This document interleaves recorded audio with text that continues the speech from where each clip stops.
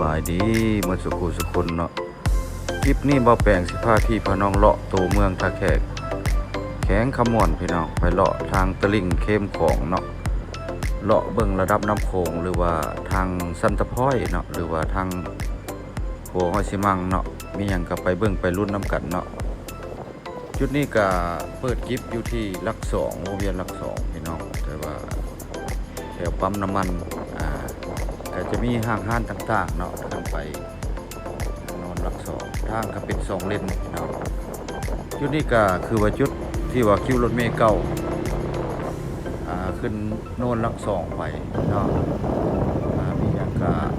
ไปติดตามพร้อมกันเนาะพี่น้องรถก็บ่หลายปานใดประมาณ2:30หรือว่า3:00นเนาะจังว่าพาพี่พาน้องเลาะตัวเมืองท่าแขกว่าสิซ้ำใดเนาะไปติดตามพร้อมกันพี่น้องช่วงคนบ่โลกการเนี่ยก็รถก็บ่สู้ติดแข่งกับมวลเฮาเนาะก็ถนนหนทางก็ถือว่าคนละเลนเนาะเลนหนึ่งแล้วมันสิทางไปที่ว่าคายคุกเก่าตัวนี้ละทางเดินบินเก่าเด้อทางตัวนี้ผ่านมาอันนี้ก็คือวงเวียนใจกลางของหลัก2ก็สิมีตลาดหลัก2หลัก3เนาะทางนี้ก็เป็นตลาดนาโบหรือว่าไปทางหน้านี่ก็สิมีไฟแดง2จุดแล้วก็มีสันตะพ้อยแคมของด้านภาษีพี่น้องเฮาพาพี่น้องเปลี่ยนบรรยากาศใหม่ๆไปเบิ่งนำกันชมเบิ่งห้านขายรถขายหยังก็เริ่มเกิดขึ้นหลายแล้วเนาะแข่งกับมวลเฮาเนาะห้านขายรถหรือว่าห้านขายไม้ทางเส้นนี้ก็เป็นเล่นเดียวเนาะแต่ว่าส่วนกันได้ส่วนไปมาได้ปัจจุบันนี้กำลังเริ่มการเนาะเลิกการพี่น้องเส้นในทางไปทางนะชื่อฮันละกาสิมีทางโรงเรียนทางหน้านี่ก็แม่นจุดโรงเรียนลาวญี่ปุ่นพี่น้องเนาะลาวญี่ปุ่นแล้วก็บ่อนโยธาแล้วก็ทางโยธาเนาะขอโทษอภัยเนาะครับพี่น้องเพราะว่าบรรยายบ่คล่องพอได้เนาะบ่แปลงก็ได้ขอโทษอภัยห้านขายเครื่องกันหลายท่านผู้ชมเนาะสิมีห้านซ่อมรถจักรยานยนต์หรือว่าห้านที่ว่าอิเล็กทรอนิกส์เก่าเนาะท่านผู้ชมอยู่ซ้ายมือแล้วก็มีห้านหมูปิ้งแล้วไก่ย่างเนาะที่ว่าแยกไปนี่อยู่ขวามือไฟแดงนี่ก็ต่ำออกไปอยู่ที่ว่าวัดนาโบแล้วก็ตลาดนาโบเนาะเป็นตลาดใหญ่ตลาดหนึ่งที่ว่าในจุดสุ่มของแข่งขมวนเป็นตลาดหนึ่งที่ว่าเปิด24 ชั่วโมงเนาะพี่น้องกลางคืนก็ประมาณ 7-8 โมงหรือว่า9 โมงเพิ่นก็เริ่มปิดตลาดนาโบตอนเช้าเนี่ยก็สิมีทางเช้าทางแรงตลาดนาโบคือตลาดหลัก3นี่พี่น้องเพราะว่าคือตลาดหลัก3นี่ถือว่าสิมีช่วง11 โมงขึ้นไปแล้วก็คนก็บ่หลายปานใดพี่น้องเพราะเป็นตลาดซื้อขายจุดสุ่มของตลาดแขกขมวนเพราะว่ามันเป็นตลาดซื้อขายเนาะสิมีบัวรพานากายยมราชก็สิมีตลาดเกิดขึ้นใหม่ก็คือตลาดดอนปลาใหม่บอนบ่แบ่งไปไทยเนาะก็พวกคนก็สิเคยจำได้เนาะแต่ว่าเครื่องป่าของดงก็ถือว่าอยู่ตลาดหลัก3ก็บ่หลายปานใดเพิ่นก็สิย้ายมาแถวตลาดที่ว่าตลาดดอนปลาใหม่นี่หลายคนเนาะว่าแปลงฮอดไฟแดงนี่ก็สิไปซื้อเลยเพราะว่าตัดเข้าไปทางด้านภาษีหรือว่าที่ว่าท่าเรือที่ว่าข้ามไปที่ว่าประเทศเพื่อนบ้านเฮาก็คือประเทศไทยพี่น้องถ้าว่าอยากไปทางเรือเนาะก็มาเฮ็ดเฮ็ดบัตรผ่านแดนเนาะหรือว่าพาสปอร์ตก็ว่ากันไปเนาะ แต่ว่าผู้ที่ไปทางรถก็ไปทางขัวมิตรภาพไทยลาวทางไปเมื่อนครหลวงเวียงจันทน์เนาะก็กลายไปหันก็สิเข้าไปทางนั้นเลย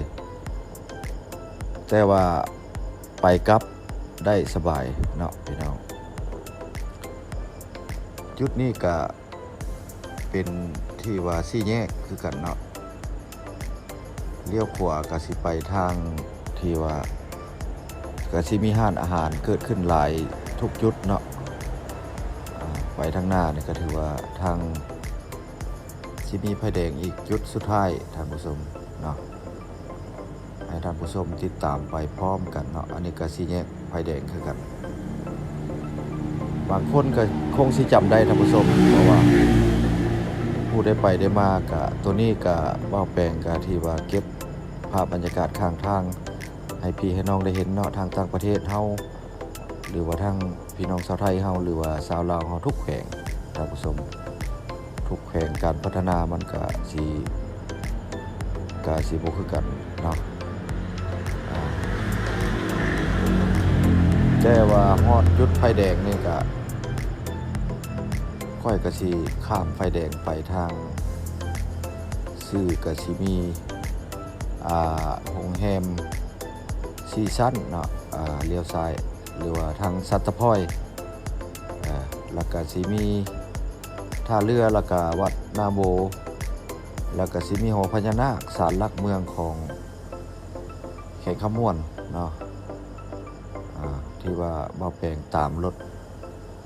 กระบะไปนี่ก็สิได้เลี้ยวซ้ายไปทางนี้จุดนี้ก็สิเป็นห้านขายเครื่องหรือว่าท่าเรือที่ว่ายามมีบุญประจำปีหรือว่ากีฬาหน้าน้ำก็แม่นคนก็แม่นจุดสุ่มอยู่นี่ก็ถือว่ามาเบิ่งมาชมกันได้เนาะที่ว่าคือว่าว่าบุญทรงเฮือเนาะท่านผู้ชมต้นตาลนี่ก็หลาย100 ปีเนาะก็สิบ่ฮู้เพราะว่าเกิดมาก็เห็นต้นตาลนี่ก็หึงนะท่านผู้ชมตัวนี้ก็คือศาลหลักเมืองก็คือหอพญานาคก็คือหน้าวัดนาโบว่าแปลงก็สิค่อยขี่ไปชมว่าบรรยากาศยามแลงเย็นๆท่านผู้ชมให้ท่านผู้ชมเบิ่งเต็มอิ่มเนาะผู้บ่ได้ไปได้มาที่อยู่ต่างแขวงหรืออยู่ต่างประเทศเนาะก็เข้ามาชมคลิปใหม่ๆของในคลิปของซองบ่าวแปลงบ้านนาภาคเด้อพี่น้องชาวไทยเฮาหรือว่าชาวลาวเฮาอยู่ต่างประเทศก็ภาคเข้ามาชมที่ว่ากดไลค์กดแชร์ให้บ่าวแปลงบ้านนาพอมีกำลังจิตกำลังใจเฮ็ดคลิปต่อไปพี่น้องตัวนี้ก็สิเป็นต้นโพที่ว่าห้านขายเครื่องหรือว่าห้านอาหารเนาะก็มีห้านอาหารหลายบุคคลก็เป็นจุดหนึ่งที่ว่ามาเที่ยวชมหรือว่ายามเลิกเวียกเลิกงานหรือว่ายามอ่อนๆเนาะก็มาชมวิวธรรมชาติทางหน้าก็สิเป็นน้ำพุเป็นน้ำพุเลยว่าอยู่สี่แยกตลาดเก่าเพิ่นเอิ้นว่าตลาดกุกโพหรือว่าท่าเรือเนาะครับชมนี่ห้านอาหารกันหลายๆเลยนี่กำลังเริ่มขย่อยเข้ามาขายเครื่องขายของราคาผู้คนก็เริ่มเข้ามากินนั่นกินนี่เนาะว่าแปลงก็ได้เก็บภาพบรรยากาศยาวๆบ่ได้ค่อยตัดคลิปพี่น้องเฮาเนาะให้พี่ให้น้องได้เห็นสิเป็นทางใดก็แล้วแต่เนาะถ้าภาพบ่ดีบ่งามแล้วก็บรรยายบ่เก่งก็ขอโทษขออภัยนำท่านผู้ชมหลายๆเนาะว่าแปลงก็เป็นซ่องที่ว่าน้อยแล้วก็ซ่องใหม่โค้งไปนี่ก็คือขัวห้วยสะขามพี่น้อง